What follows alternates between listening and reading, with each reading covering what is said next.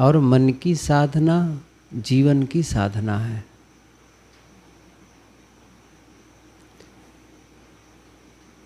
ध्यान करने का अर्थ है आप अपने जीवन को साध रहे हैं। और किसी भी उपासना पद्धति, पूजा पद्धति या कोई अनुष्ठान, कोई धार्मिक अनुष्ठान, ये सब इसी के लिए है। कोई अनुष्ठान करके मांग कर सकता है अपने जीवन में, ये चाहिए वो चाहिए, धन बढ़ जाए, पुत्र मिल जाए, पद मिल जाए, ये मांग कर सकता है। लेकिन वो कोई धर्म का असली रूप नहीं है।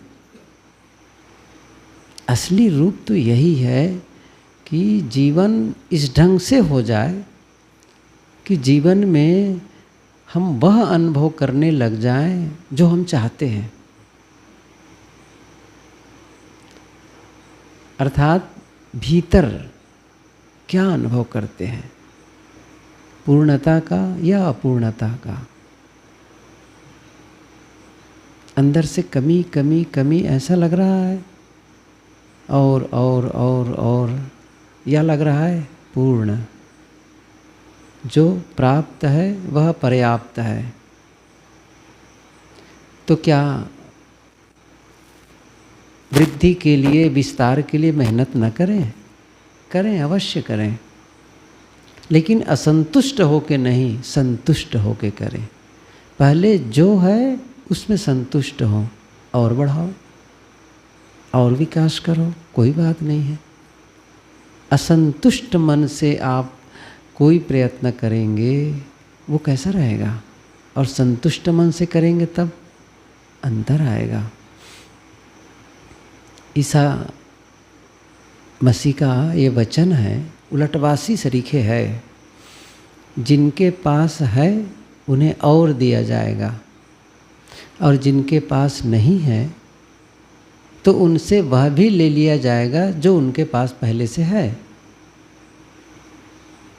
इसका अर्थ है जिसके पास भी संतुष्टि है, संतोष। ये पंक्ति बहुत प्रसिद्ध है, जब आवे संतोष धन, सब धन धूरी समान। वो संतोष, या थोड़ा शब्द बदल कर उसको कहा जाता है कृतज्ञता, ग्रेटिट्यूड। जो प्राप्त है उसके प्रति धन्यवाद ज्ञापित करना। संसार हमारा ऋणी नहीं है। क्या लगता है हम लोगों को? संसार हमारा ऋणी है? वो हमको, हमारे लिए सारी व्यवस्था करे? क्यों करे भाई? कोई विशेष है हम? कोई विशेष नहीं है। लेकिन जो भी मिल रहा है वही कम नहीं है। हमने अपनी योग्यता बढ़ाएं। यदि ज़्यादा चीज़ ज़्यादा योग्यता बढ़ाएं, सीधी सी बात है। किस चीज़ को ज़्यादा चाहते हैं? धन ज़्यादा चाहते हैं तो धन पाने की योग्यता बढ़ा लें। केवल धन धन जपने से धन थोड़ी बढ़ेगा। क्या आप ज़्यादा धन पाने की योग्य हैं तो धन बढ़ेगा? विद्या तो विद्या रटने से थोड़ी होगा। योग्यता बढ़ाओ, परिश्रम करो, क्यों नहीं होगा? आखिर जिसने भी धन कमाया है वो इसी हिसाब से कमाया है। तो कोई धनी है तो देख लो कितनी मेहनत कर रहा है, किस ढंग से मेहनत कर रहा है, कौन से सिस्टम से कर रहा है, वो सिस्टम अपना लो। कोई है जो ऊंचे पद पर है, देख लो क्यों गया है, कैसे गया है, विद्या अर्जित किया है, बहुत बड़े वो विद्वान है, लेखक हैं, वक्ता है, देख लो कैसे करता है वो। पढ़ लो, ऐसे लोग तो बहुत से लोग लिख चुके हैं अपने जीवन के संबंध में। अनेकों सफल लोग अपनी सफलता की गाथा कागज में लिख दिए हैं। पढ़ लो लोग को, वो बताते हैं, छुपाते नहीं हैं, वो नहीं छुपाते हैं। या किसी भी सफल के इंसान के पास चले जाएं और उनसे पूछे आखिर आपने इस प्रकार कैसे अचीव किया है, कैसे उपलब्ध हुआ इन सब चीज़ों को, तो बता देंगे वो कैसे मेहनत किए हैं, कैसे करना चाहिए। या किसी साधक के पास चले जाओ, सिद्ध साधक का यहाँ पर भाव है, सिद्ध के पास, जिन्हें आप मानते हैं कि पहुँचे हुए संत हैं, या फिर जो पहुँचे हुए संत थे वो बता चुके हैं। बुद्ध ने बता दिया है, कबीर ने बता दिया है, गुरुदेव जी ने बता दिया है, महावीर ने बता दिया है, लाओ त्से ने बता दिया है, सबने तो बताया है। ये ढंग है। ऐसे धनियों ने भी लिखा है। किसी को पूछो, खिलाड़ियों के बारे में देख लो, वो बता दिए हैं ऐसे ऐसे किया जाता है। संगीत, नृत्य, किस क्षेत्र में आप चाहते हैं तो देख लो मेहनत कैसे किए हैं। आप करेंगे, मैं करूँगा, तो भी हम लोग पाएंगे। तो फिर कहने का मतलब ये हुआ कि हम जो जीवन को साध रहे हैं वो क्या है, ये जीवन को साधने के लिए ही तो हम धर्म से जुड़ते हैं, किसी साधना से जुड़ते हैं, किसी भी संप्रदाय से जुड़ते हैं, संतों से मिलते हैं, सत्संग से जुड़ते हैं। क्यों? अच्छा लगता है, मनोरंजन होता है, क्या होता है?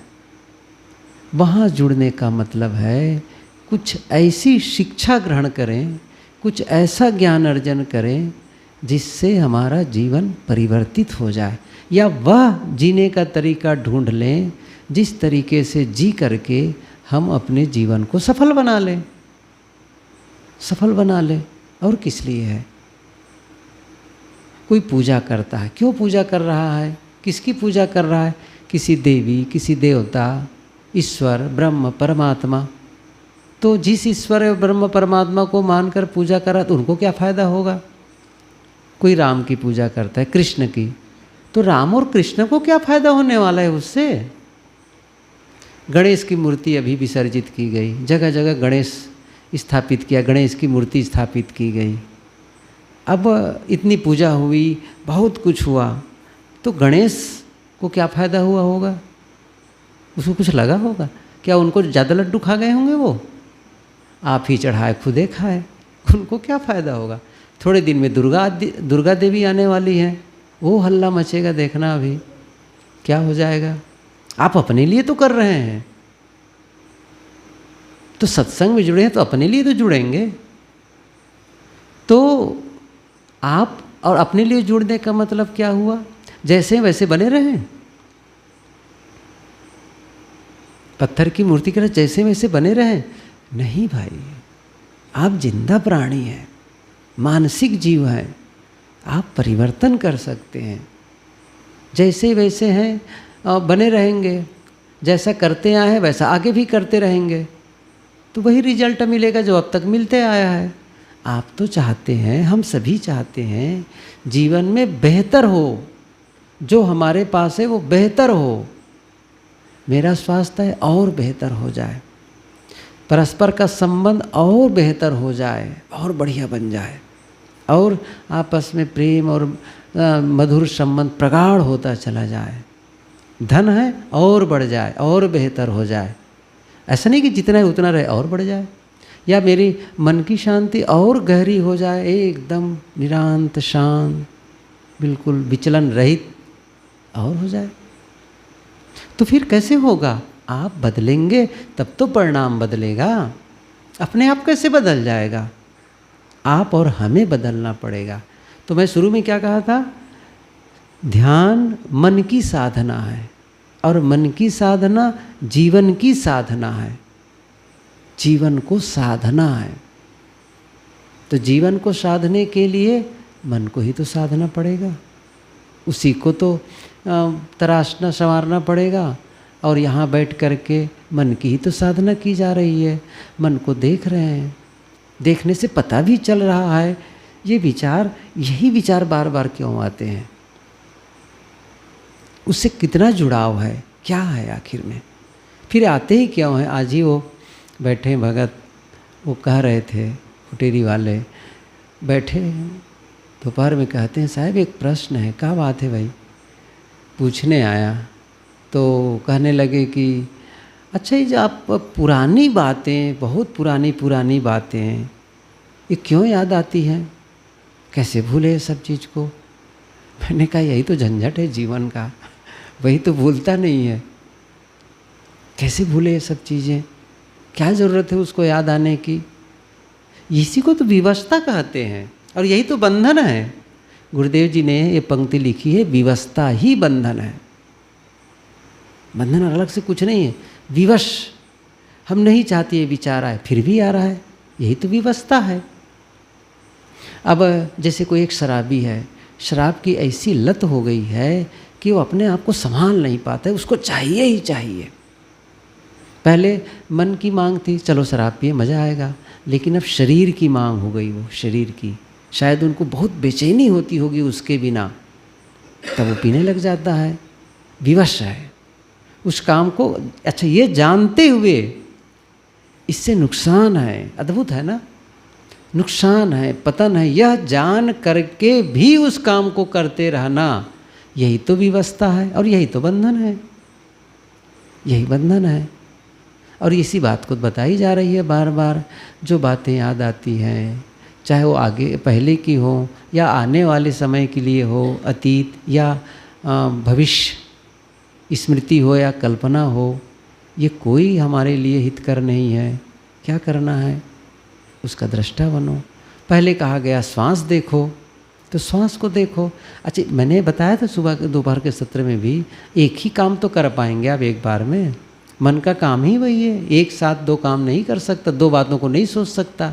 या तो आप ध्यान श्वास के बारे में आप श्वास का ध्यान लगाएंगे या फिर अन्य विचारों में ध्यान चला जाएगा। अब होता नहीं है, अभ्यास नहीं है। यही तो योग दर्शन हो, चाहे गीता हो, कोई भी शास्त्र होगा, यही तो तरीका बताएगा। अभ्यास वैराग्याभ्याम तन निरोधा, ये बात आई है। मन की चंचलता को कैसे दूर करें? मन तो इतना चंचल है, हवा के जैसे हवा को वश में करने के समान बड़ा दुष्कर है। दुष्करम चंचलम ही मना कृष्ण परमाथि बलवद दृढ़म तस्याहम निग्रहम मन्ये वायुरुषु दुष्करम असंशयम महाबाहो दुर्निग्रहम चलम अभ्यासेन तु कौन्ते वैराग्येण च गृह्यते। दो बातें बताई गई, अभ्यास और वैराग्य। योग दर्शन में भी यही बात, दो बात बताई गई है। अभ्यास और वैराग्य के बारे में, चित्तवृत्ति का निरोध कैसे हो, वही कहा गया है कि कैसा है वो सूत्र। अब अभ्यास, हाँ, अभ्यास वैराग्याभ्याम तन निरोधा, ये है। अभ्यास वैराग्याभ्याम तन निरोधा, तन तत् निरोध किसका? चित्तवृत्तियों का। जो विचारों की श्रृंखला है, कैसे उसे निरोध करें? उन्होंने कहा अभ्यास वैराग्याभ्याम तन निरोधा। अब ये सब बात आगे सब बताइए। अब जब आप इसके लिए पहल करेंगे तो केवल यहाँ 3 दिन 4 दिन बैठ लेने से काम चलेगा भला? खेती ही है, फसल चाहते हैं, गेहूँ, अब चाहे धान बो के आ गए, बस घूम के गए ही नहीं देखने के लिए। वो बहुत पुरानी कहावत है, बो दे गहूँ चल दे कहूँ। बो दिए भी चले गए कहीं, फसल होगी भला? लगातार मेहनत करनी पड़ती है। फसल भी तैयार है, कैसा रोज़ जाके देखना पड़ता है। एक दिन भी देखने में कोई चूक गए तो ऐसे ऐसे बीमारी लगती है कि पूरे फसल को चौपट कर देती है 1-2 दिन में ही। रोज़ देखते रहना पड़ता है, दवाई छिड़कते रहनी पड़ती है, कितना ध्यान रखा जाता है। मेहनत करते हैं। दुकानदार दिन भर बैठे रहता है, ग्राहक आए ना आए करते ही रहेंगे, बैठे हैं। कई दुकानदारों को देखोगे सामने से धूप आ रही है, बैठे हैं, लगातार बैठे हैं। कई बार होता है ग्राहक आ गए, सामान दिखा दिए, 10, 5, 15 बहुत सारा सामान दिखा दिए, नहीं पसंद नहीं है, फिर चले गए। मेहनत नहीं है, कोई भी, मैं तो कई बार जब भ्रमण में सुबह के टाइम में निकलता हूँ, देखता हूँ कई लोग हाथ ठेला से, आजकल तो गाड़ी की सुविधा हो गई है, तो छोटी छोटी मोटरसाइकिल गाड़ियों से लेकर के बहुत सारा थैला चारों तरफ लादे रहेंगे, सुबह ही गांव में जा कर के फेरी लगाने लगते हैं। बहुत लोग हैं, कितनी मेहनत करते हैं, तब अपने परिवार के लोगों का पालन पोषण कर पाते हैं। किसी भी क्षेत्र में जब आप खोजबीन करेंगे, जब इसके बारे में प्रयास करेंगे, तो थोड़ा अध्ययन भी करेंगे, ढूंढेंगे, देखेंगे, बातचीत करेंगे, तब जा कर के और क्लियरिटी होती चली जाएगी, और फिर साथ साथ में काम भी करते रहेंगे। अब समस्या क्या है, हम लोग का तो विजन ही स्पष्ट नहीं है। हम तो सोचते हैं बिल्कुल किसी भांति धन बहुत बढ़ जाए। धन तो बढ़ना ही चाहिए, धन क्यों कम हो भाई, धन तो पर्याप्त चाहिए ही चाहिए, लेकिन उतना ही पर्याप्त नहीं है। आप केवल धन के बल पर जिंदा नहीं रह सकते। धन मिल जाएगा तो क्या करोगे, भोजन, कपड़ा, मकान, गाड़ी मोटर, अच्छी बात है, इसकी आवश्यकता है, कर लिए। फिर रोज़ भोजन मिल गया, रोज़ कपड़े पहनने को मिल रहे हैं, रोज़ रहने की जगह अच्छी मिल गई है, हो गया सुख से, हो गए, उससे शांति मिल गई। इससे कहाँ मिल गई है, और मन में टीस बनी ही रहती है, अभाव की अनुभूति लगी ही रहती है। संतुष्टि कहाँ मिलती इतने मात्र से, कुछ और चाहिए।